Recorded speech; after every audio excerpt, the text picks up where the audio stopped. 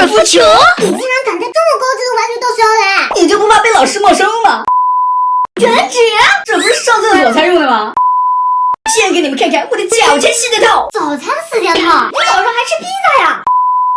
绝对不能带到学校去的文具。第4件，今天我准备的可是我淘了1个星期的文具，我准备的文具比你的奇葩多了。那你们的都没有我的奇葩。那就当是你先来展示啊。我先展示就我先展示，先给你们看看我的早餐四件套。早餐4件套？你早上还吃披萨呀？这个牛角包怎么这么硬啊？该不会是去年的吧？感觉都可以砸人了。不好意思哦，他们可不是吃的。那是什么？当然是笔啦。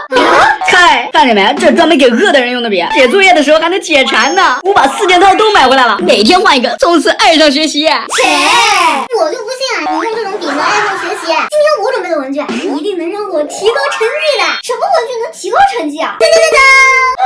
卷纸？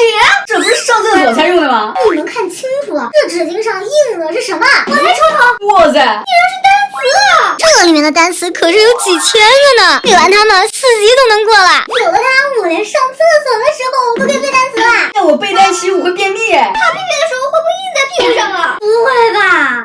你们不用我自己用，你的文具不适合我。看我准备的可是吃货必备小饼干，带饼干到学校来肯定会被老师发现的，我会被没收的。看样子虽然瞅起来像饼干，但人家明明就是块橡皮。哦，这里不仅有巧克力香味的，还有牛奶香味的呢，是不是跟真的饼干长得特别像啊？这么像饼干，那要是饿昏了头，一不小心给吃了怎么办？就你这智商，还背什么单词啊？不过说到吃货必备，我也准备了一盘菜。菜，噔噔噔噔，薯片。你们两个这眼力见也太差了吧！这个明明是用来夹本子和试卷的文件夹好吗？因为你的刘海过长挡着眼睛了，还能用来夹头发哟。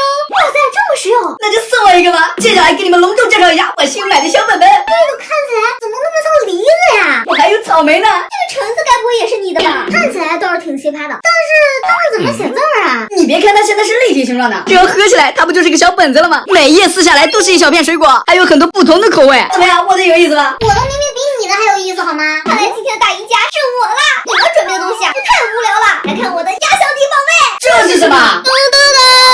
高尔夫球？你竟然敢带这么高级的玩具到学校来？你就不怕被老师没收吗？这样子虽然瞅起来像是高尔夫，其实它也是一个文具。把这个球杆给拔开，你们就会发现这其实是一支笔啦。3个球杆分别是红蓝黑3个颜色，上课的时候可以写字，课间的时候还能打高尔夫球呢，好高级啊！这可是花光我所有零花钱买的呢。小伙伴们，你们觉得今天我们谁的文具最奇葩？老师到底会没收谁的呢？反正不是我